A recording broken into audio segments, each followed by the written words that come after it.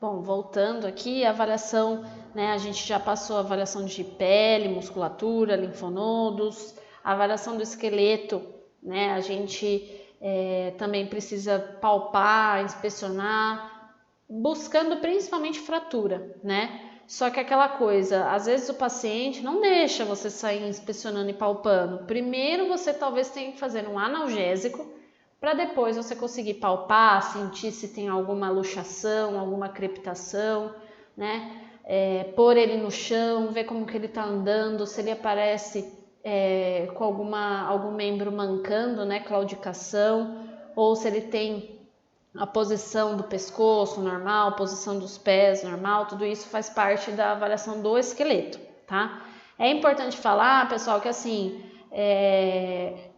uma avaliação não exclui a outra e também você não faz meio que separado, né? Tipo, agora vou avaliar esqueleto, agora vou avaliar pele.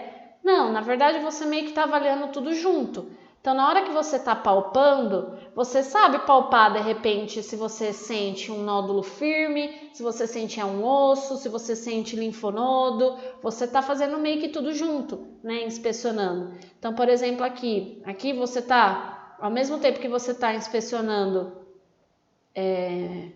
pele, musculatura, você está inspecionando o osso também, né? E aqui claramente o gato está bem desconfortável com essa situação. Será que foi feito analgésico antes?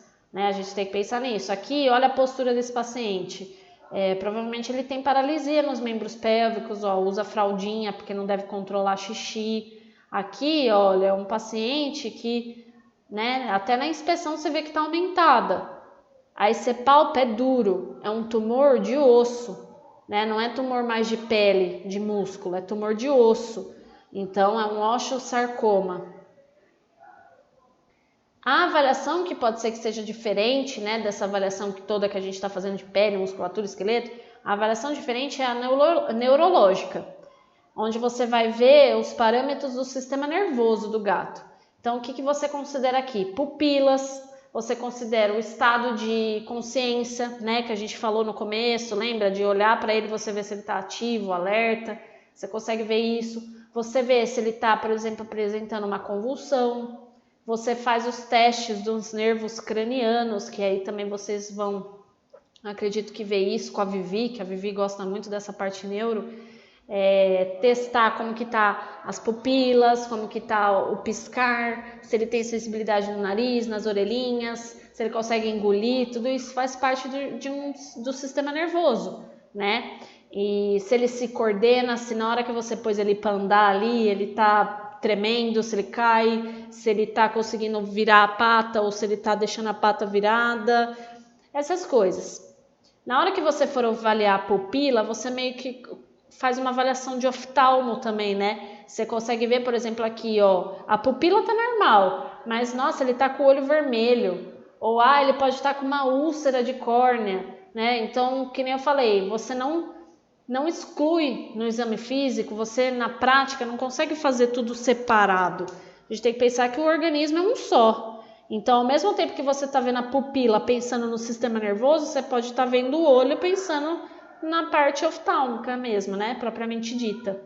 Aqui, ó, olha a postura desse gato aqui, completamente alterada. Será que o problema é em pele? Será que o problema é em musculatura? Será que o problema dele é ósseo ou será que o problema dele é neurológico? Né? Você tem que meio que treinar seu olhar para todas essas opções. Avaliação abdominal. Como que você avalia os órgãos, né? As vísceras, porque até então a gente está vendo coisas externas, osso, pele, linfonodo. Como que a gente avalia as vísceras? A gente pode palpar, né? Fazer a palpação manual mesmo em 3 locais: abdômen cranial, abdômen medial e abdômen caudal. Você consegue palpar e meio que imaginar. No cranial a gente vê mais estômago, no medial a gente pode sentir os rins, no caudal a gente sente os intestinos. Mas às vezes o paciente é obeso, você não consegue sentir nada, né? Então você tem que partir para avaliação por imagem, né? Fazer o ultrassom é o exame de eleição para avaliar a abdominal. Mas você também pode pensar assim, o que mais tem ali dentro do abdômen? é o sistema digestório, né? Então, você pode avaliar o sistema digestório de outras maneiras, por exemplo, oferecendo uma alimentação. Ele fica com salivação, ele cheira, ele tem vontade de comer ou não, como que tá o cocô, de repente, às vezes ele faz cocô com você na hora do atendimento, né? Então, você avalia o sistema digestório também, avalia o abdômen pensando no sistema digestório. A avaliação reprodutora, né, que é uma parte que envolve muito lá no comecinho, quando a gente falou de macho e fêmea. É um macho não castrado. Quais são as particularidades de repente, um macho não castrado? Não se assustem se eles forem cabeçudos, né? O macho que não é castrado e já fica um tempo com os hormônios circulando no corpo, eles vão desenvolver uma cabeça. E aqui ele fica com uma bochecha bem desenvolvida, porque é onde ficam os feromônios do macho. Então não se assustem, né? Se vê um paciente com um cabeção, vocês vão achar que é linfonodo aumentado, né? Lembra que a gente comentou dos linfonodos? Não, pode ser simplesmente porque ele não é castrado. A pele é mais grossa, né? Fica com o couro duro. Aí pensar que os castrados jovens, eles se desenvolvem menos, né? Então o pênis fica menor, essa cabeça não fica tão grande. Lembrar que os machos, particularidade deles, eles têm as mesmas espículas que a gente vê na língua, daquela foto dos espinhos, eles têm isso no pênis também. Então, não necessariamente é uma doença. Se por acaso vocês verem, né, um paciente com o pênis exposto assim e verem isso, não se assustem. É normal do gato apresentar isso, né? Não são todos que apresentam, mas é normal. A fêmea de gato, é diferente o cio dela da fêmea cachorra, né? A fêmea de gato, na verdade, assim, é fácil de você saber que ela tá no cio, no período de estro, é fácil porque ela vai gritar muito, ela fica se esfregando no chão. Eu já fiz, acho que umas 5, 6 consultas de tutor que traz aqui, falando, pelo amor de Deus, doutora, minha gata tá estranha, ela não levanta, ela tá miando. E aí você vai ver, você põe a gata no consultório, ela se esfrega em tudo, ela mia, ela tá no cio, né? Então é fácil de ver o cio na gata, só que é diferente do cão, porque assim, rapidamente, né, a cadela, a cachorra, ela tem o cio, ela sangra, depois do sangramento ela pode ter o comportamento para cruzar e ter emprenhar, né, ficar gestante. A gata não, ela tem o cio, ela tem esses comportamentos para chamar o macho, aí o macho cruza com ela e aí que ela vai fazer a ovulação.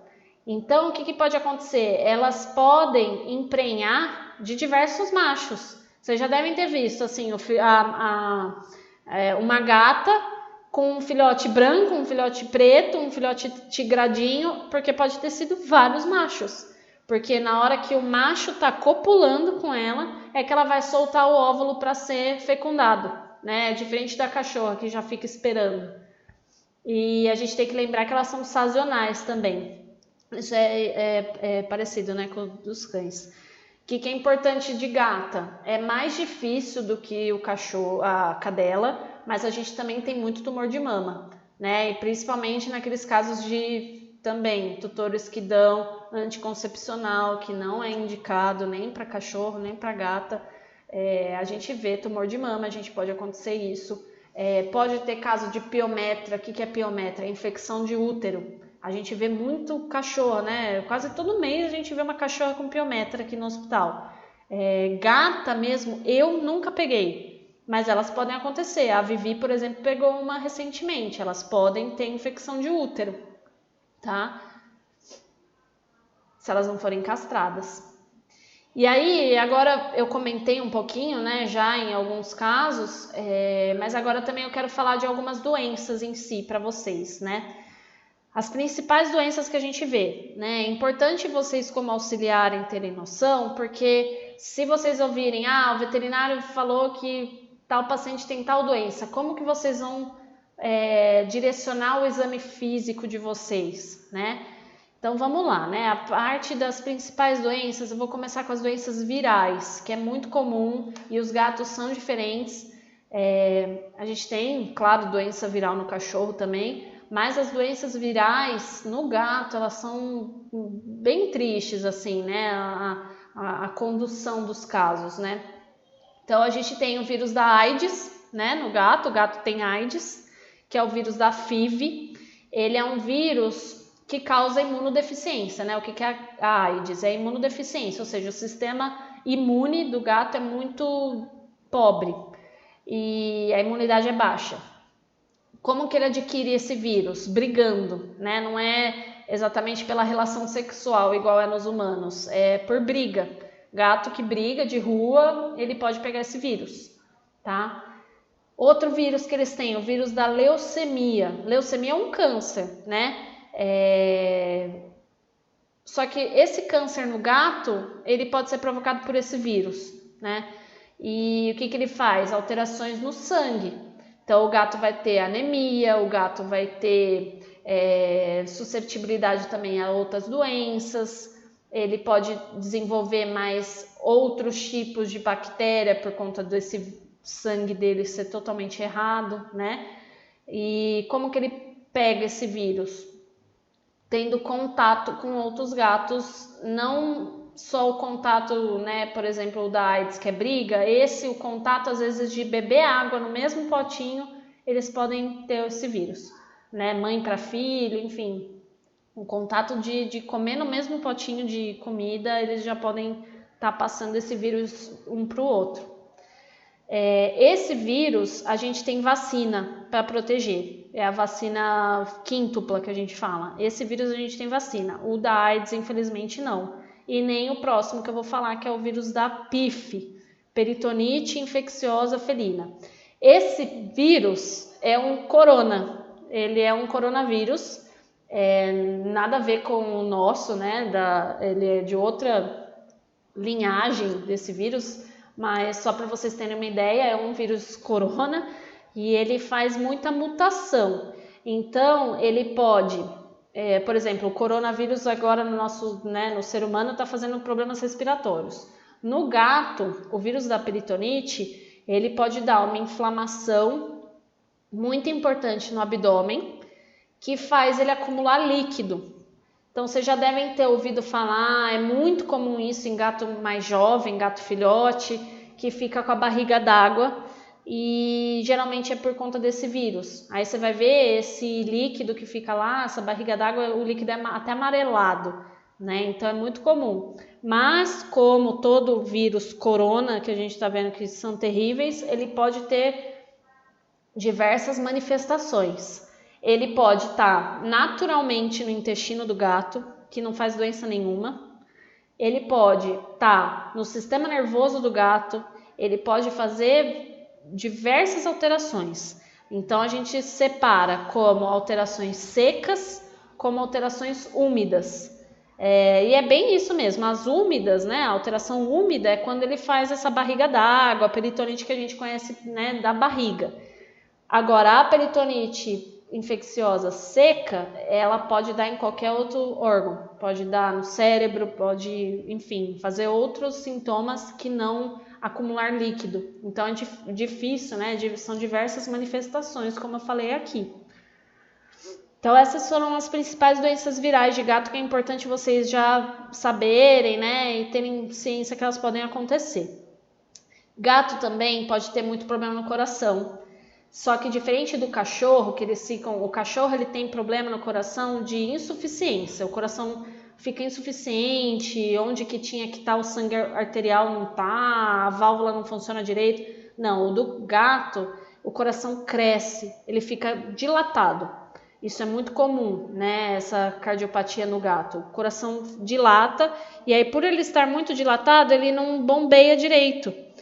E aí o sangue que fica parado vira trombo, coágulo. E às vezes esse trombo, esse coágulo pode ir para outras regiões, principalmente nos membros pélvicos. Então às vezes vocês vão ver que chega o gato assim, que deu um grito em casa e paralisou. E aí você pensa, putz, o que pode ter acontecido? Ele fraturou, ele caiu. Investiga o coração dele. Às vezes ele tem essa doença no coração que formou um trombo, esse trombo foi parar lá na perna e aí ele para de andar por conta disso. Então esse, por exemplo, aqui foi um trombo que a gente tirou em cirurgia de um paciente felino. Tá acabando. Últimos slides. Tá bom. Não só pra saber se eu aguardo. Além das outras que eu já falei, é muito comum nos gatinhos as doenças urinárias, tá? Então a doença renal, principalmente gato velho, vocês vão ver que tem muita doença renal, porque o rim do gato, ele naturalmente já é um rim defeituoso.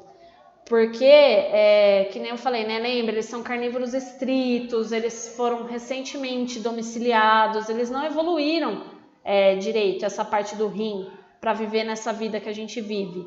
Então, eles não bebem tanta água, o rim deles já é comprometido. E aí, conforme eles vão vivendo mais, esse rim vai envelhecendo e ele se torna doente renal.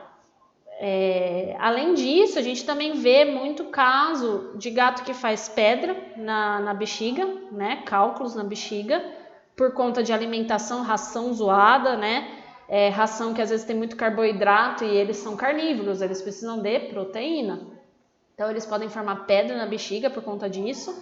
E as famosas obstruções uretrais. É o gato obstruído, é o gato jovem que foi castrado jovem, com um pênis pequeno, ele forma, sei lá, por algum motivo em casa, algum erro de manejo, a caixinha de areia mudou de lugar, ele ficou estressado com visita, ele forma o que a gente chama de plug e ele obstrui e ele não consegue fazer xixi. Isso é uma emergência, né? E é muito comum acontecer, tá? A gente pega quase toda semana um gato obstruído. As doenças gastrointestinais. A maioria a gente também vê em cão, então neoplasias, né? Câncer, linfoma é muito comum nos gatos, algumas doenças inflamatórias intestinais, corpo estranho, porque gato come linha, né? Eles comem, assim como o cachorro come meia, gato come linha, então eles podem fazer corpo estranho, verminose, ó, aqui é uma foto de um paciente defecando verme. Eles constipam muito, eles fazem o que a gente chama de fecaloma, gato não bebe água direito, o cocô não fica úmido e fica tudo parado lá no intestino, duro. Aí às vezes ele tem algum problema de coluna, não consegue defecar direito, forma esses fecalomas. Gato tem bastante gengivite, né? É uma parte, tá incluído, né, no sistema digestório, a boca. E eles têm gengivite e estomatite, né? Então, às vezes ele não consegue comer por conta desse processo, que às vezes até é causado por vírus, o vírus da herpes. E aí o que a gente também chama de lipidose hepática, que eu cheguei a comentar um pouquinho com vocês, que é quando o gato, por ele ficar muito tempo sem comer, o fígado tenta dar um jeito de arrumar açúcar para o sangue, glicose. E aí ele começa a fazer uma outra via, né, eu acho que não cabe aqui falar, um outro caminho para conseguir esse açúcar, e o gato fica amarelado, ele fica com problema no fígado por conta disso. Doenças sanguíneas. Eu falei do vírus da leucemia, né, que já é uma doença sanguínea, mas a gente também tem que lembrar que, por exemplo, o gato ele pode ter a doença da pulga, assim como o cachorro tem a doença do carrapato, o gato tem a doença da pulga, que é a micoplasmose, que causa anemia, né? Principalmente às vezes quando está junto com o vírus da leucemia, então pior ainda para o gato. E a gente também pode ter o que a gente chama de panleucopenia, que acontece bastante em filhotes também, é uma infecção, né, viral, e aí é uma doença que diminui todas as células do sangue, tanto a série vermelha, hemácias, quanto os leucócitos, diminui tudo. Às vezes eles vêm a óbito, né, é bem difícil, eu acho que eu nunca consegui tratar um. Doenças respiratórias. O gato tem bastante herpes vírus, que faz a rinotraqueite, vocês vão ouvir falar bastante disso. Então o gato fica gripado, ele fica com bastante secreção ocular, secreção nasal, e é aquela coisa, eu não sei quem tem herpes, aquele herpes que fica na boca, não cura, né? Baixa a resistência do gato por algum motivo, manifesta aquilo. Gatos, né, gatio, que tem um monte de gato, aqueles 10 gatos que ficam juntos, você vai ver que a maioria fica espirrando a vida inteira. Asma, eles têm muita asma, igual a asma de humano, é igualzinha, tanto que o tratamento às vezes é a bombinha, Então eles são bastante asmáticos, os gatos, e geralmente são por motivos alérgicos, e é bem difícil da gente conseguir descobrir o motivo. O último que eu peguei aqui, ele desenvolveu asma por ele ter alergia à caixinha de areia. Então, assim, é difícil. Até a gente chegar nesse ponto, ele teve várias crises, ele ficou várias vezes internado, e é horrível de ver, a gente corre risco de perder eles numa crise de asma. E o câncer nasal, que eu já falei para vocês, né? O carcinoma é bem comum, eles desenvolvem bastante carcinoma no nariz. E isso, né, atrapalha a respiração. Então, em resumo, quais são os cuidados gerais que a gente precisa ter com o gato? Observar com atenção, né? A gente observa muito o paciente felino, de olhar a gente já descobre bastante coisa com relação ao comportamento dele, ao que ele pode estar apresentando. Os parâmetros a gente tem que fazer com segurança, então a gente tem que ser seguro para o gato e tem que ser seguro para a gente. Então aí vai envolver a parte da contenção, da sedação, vai envolver aquela escada que eu falei para você, do menos agressivo para o mais agressivo. Então a gente precisa ter esse cuidado. As medicações para os gatos são diferentes. Tem medicação de cachorro que não pode fazer de jeito nenhum em gato. Tem medicação que eles são extremamente medicação extremamente tóxica para eles. Os volumes são mais baixos em gato, então a gente tem que ficar sempre de olho nisso. Medicação via oral para gato é mais complicada, então a gente tem que ter o carinho na hora de prescrever coisas para eles, na hora de fazer coisas para ele. Vocês já tiveram a experiência de dar dipirona, gotas, a que a gente toma humana, né? Vocês já fizeram a experiência de dar para um gato? Ele baba tudo. Você, às vezes, de passar perto com ele, com aquele remédio perto dele, ele baba muito. Então, medicação via oral para o gato é diferente também. E o mais importante, que a gente tem que ter, acho que com todos os pacientes que a gente for lidar, é o respeito, né? Principalmente porque o gato é um ser diferente e eu gosto muito mais. Aqui, ó, vou mostrar para vocês um videozinho de como dar medicação via oral. Pessoas falam que é difícil dar comprimido para gato e é a coisa mais fácil do mundo. Ele tem as espículas voltadas para o fundo da garganta, então se você consegue colocar o comprimido atrás dessas espículas, por mais que ele não mexa a língua, ele vai engolir. Então é possível uma única pessoa dar comprimido para o gato. Como que a gente faz? A gente posiciona o gato em decúbito dorsal, segura pelo pescoço, só abre um pouquinho a boca e joga o comprimido lá dentro. Acabou. Simples, né? Lembra daquelas Mais uma espículas vez. que eu falei da língua? Eu tô fazendo com ração, joga tá? lá Só pra atrás. treino. Agora... O gato meio Acabou. que de costas, assim. O gato que é bonzinho, ele permite bem, né? Então é isso, pessoal. Obrigada. Eu espero que vocês tenham entendido. O que vocês não entenderam, vocês vão pausando e vão tentando ouvir de novo. Mas também eu estou à disposição para qualquer dúvida. E lembrar de, né, assim, eu vejo muitas pessoas que têm medo de gato. Na verdade, a gente tem que pensar que, coitado do gato, o gato tem mais medo da gente do que a gente tem que ter dele, né? A gente tem que tentar cuidar deles e salvar eles. Deixo aqui o link daquele vídeo que eu falei pra vocês, que ele é bem resumido, ele é bem legal esse vídeo, mas ele é mais longo, ó, ele tem 10 minutos. E passa a semiologia inteira, ó, de como conter, a parte da postura que eu falei. É bem interessante esse vídeo e ajuda vocês bastante a estudar, tá bom? É isso, obrigada!